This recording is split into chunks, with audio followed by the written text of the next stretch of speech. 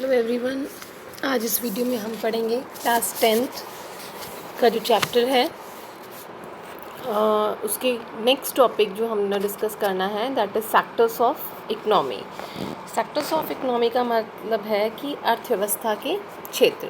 We find people involve in different economic activities. जैसा कि हम पाते हैं कि लोग जो है वो अलग अलग तरह की आर्थिक गतिविधियों में इन्वॉल्व होते हैं। Some activities produce good and other provide services. कुछ जो एक्टिविटीज़ होती हैं उनसे सामान का उत्पादन किया जाता है और कुछ से सेवाओं का।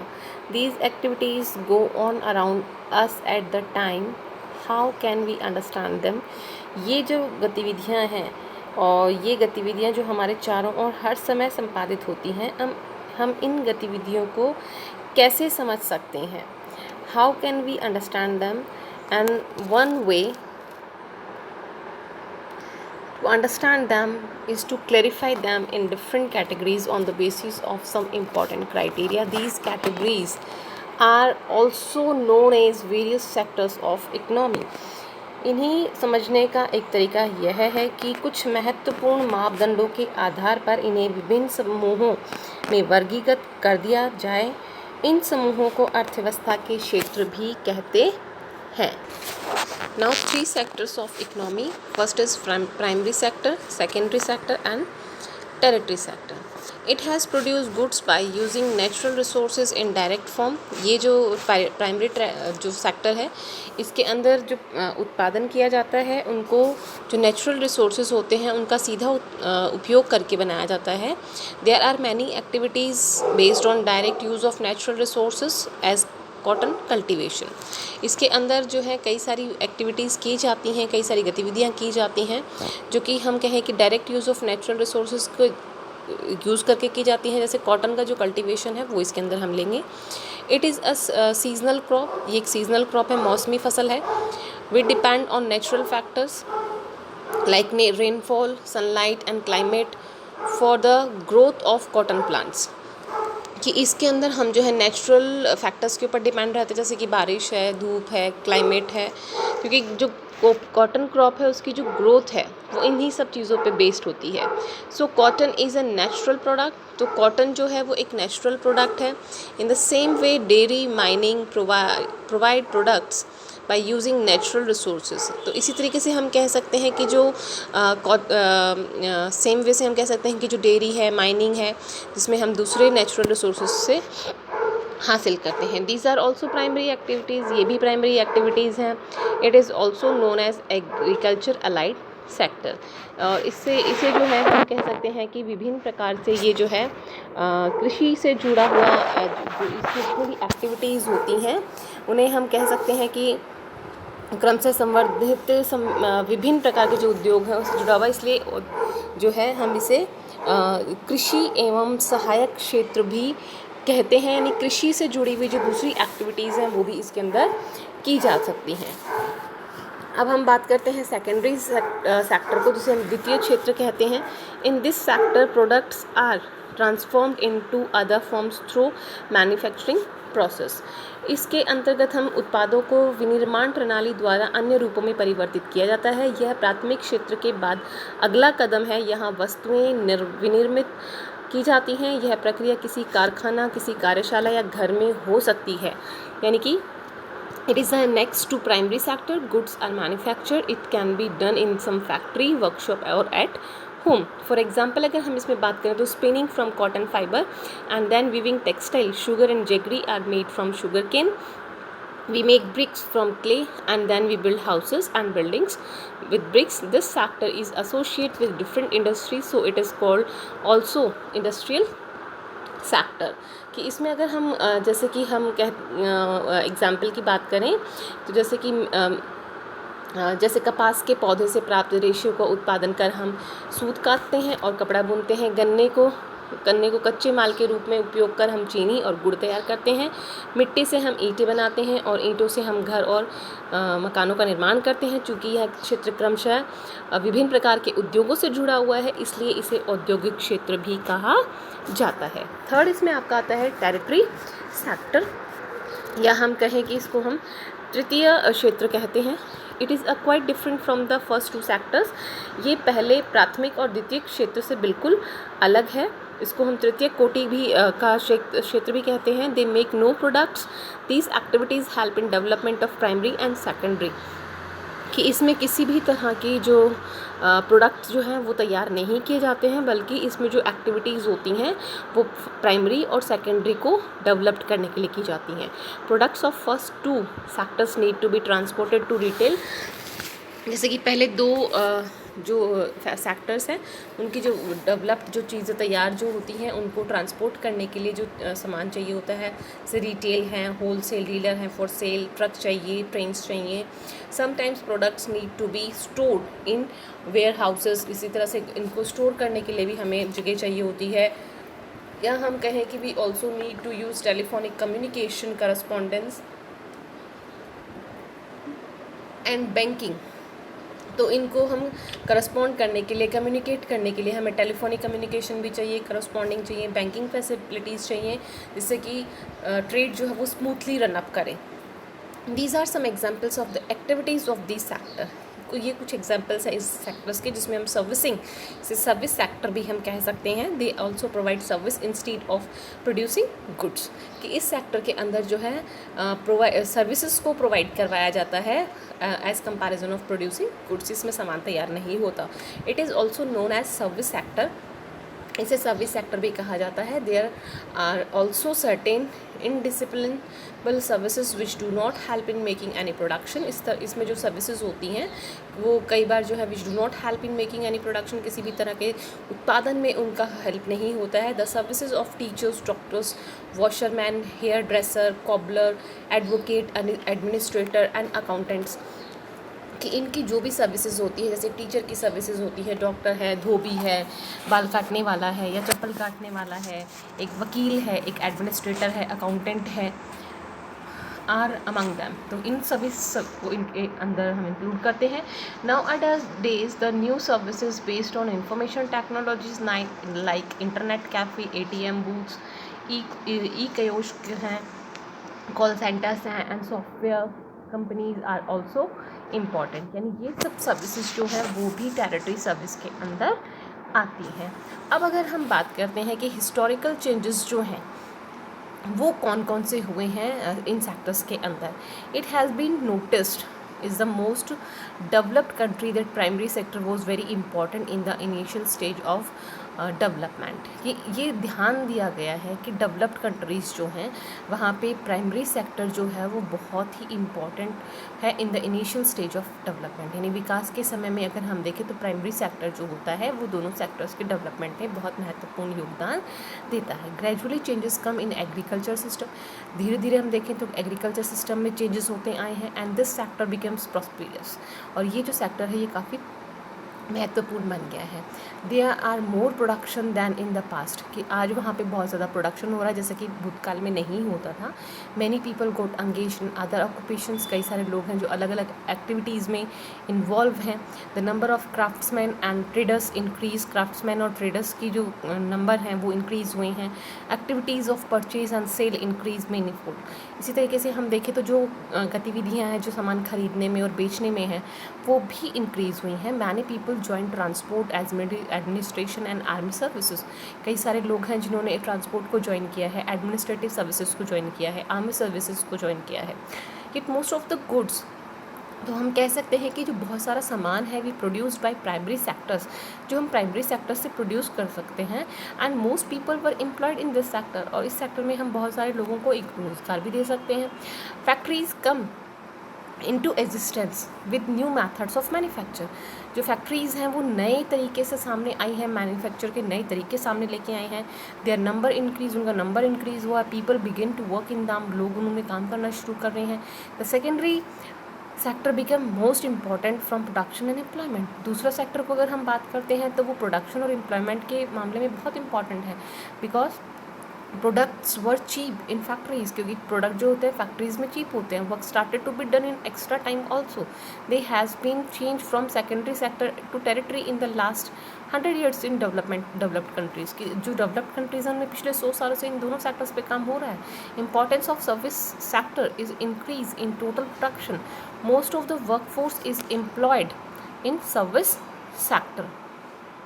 तो हम बात करें तो बहुत सारा जो वर्कफोर्स है, जो लोग हैं वो एम्प्लॉयड हुए हैं, रोज़गार उन्होंने पाया है इन सर्विस सेक्टर्स. जो हमारा सर्विस सेक्टर है, टेरिटरी सेक्टर है, उसके अंदर.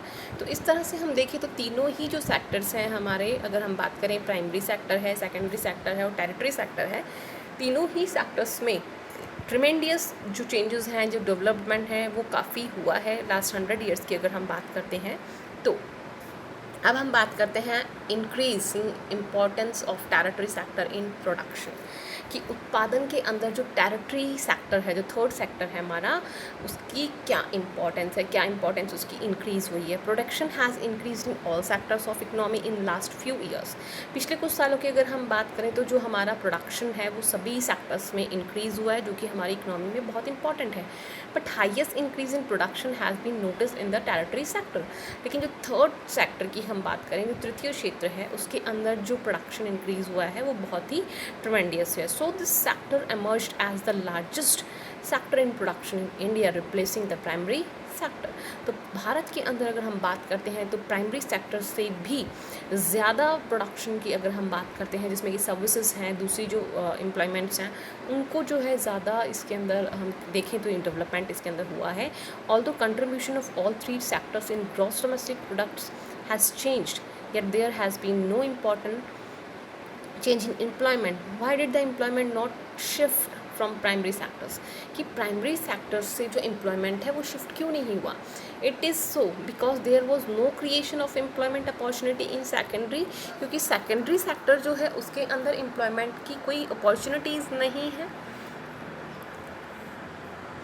टेरिटरी सेक्टर्स में ज़्यादा है. With the result about 50% workforce is employed in primary sector. अगर हम देखें तो 50% जो हमारा वर्कफोर्स है वो प्राइमरी सेक्टर्स में इन्वॉल्व है, मेनली जो हमारी एग्रीकल्चर सेक्टर है. And it's contribution in gross domestic product is even less than 15%. जबकि हमारा जो सकल घरेलू उत्पाद है उसके अंदर जो इसका कंट्रीब्यूशन है एग्रीकल्चर का वो 15% ही है. ऑन द अदर हैंड अगर दूसरी तरफ हम देखें, more than 85% contribution in the gross domestic products is the secondary. तो 85% जो कंट्रीब्यूशन है वो सेकेंडरी सेक्टर का है हमारे जो ग्रॉस डोमेस्टिक प्रोडक्शन है उसके अंदर.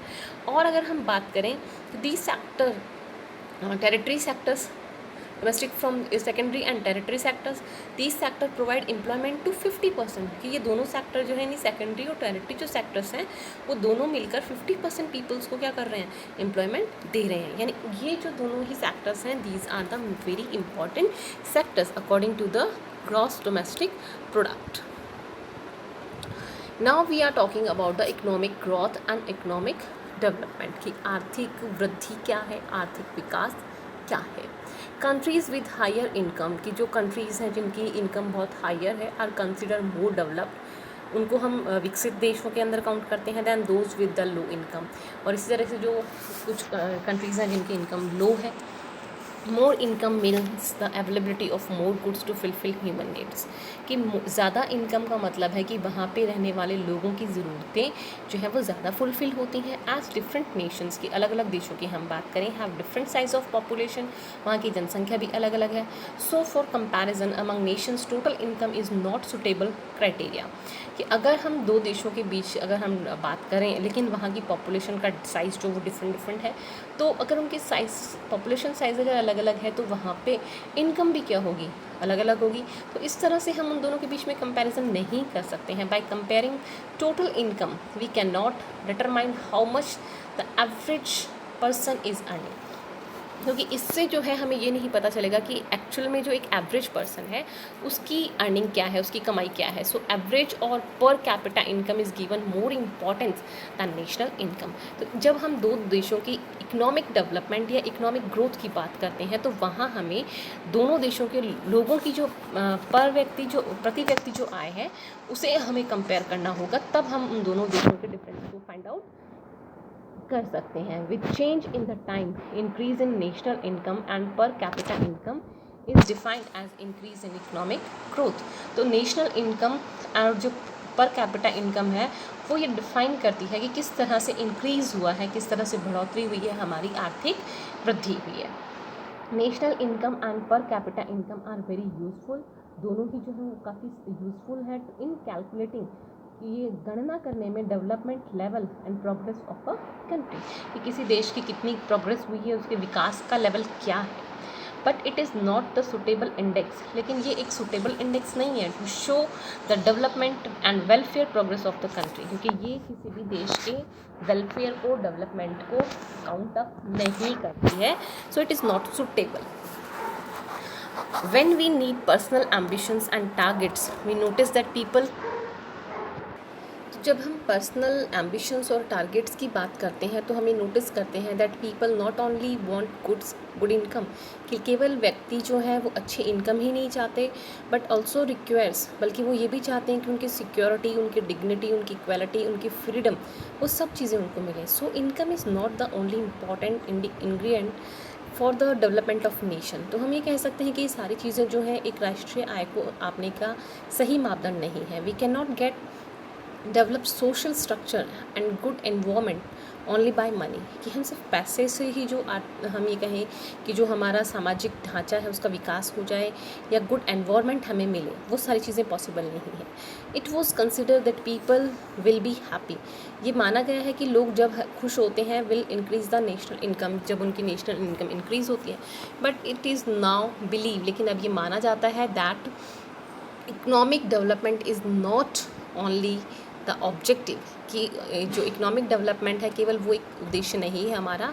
There should be improvement in social, तो उसके लिए हमें सामाजिक, राजनीतिक एंड ऑल अदर जो फील्ड्स हैं जो हमारे लाइफ के, उन सबको विकसित हमें करना होगा, उनमें सब में इम्प्रूवमेंट करना होगा। इकोनॉमिक डेवलपमेंट मीन्स आर्थिक विकास का मतलब है positive change in standard of living along with economic progress, कि आर्थिक विकास के साथ में उसमें हमारी प्रगति भी हो, तभी हम मान सकते हैं। अब इसमें आपका आता है इकोनॉमिक प्रोग्रेस।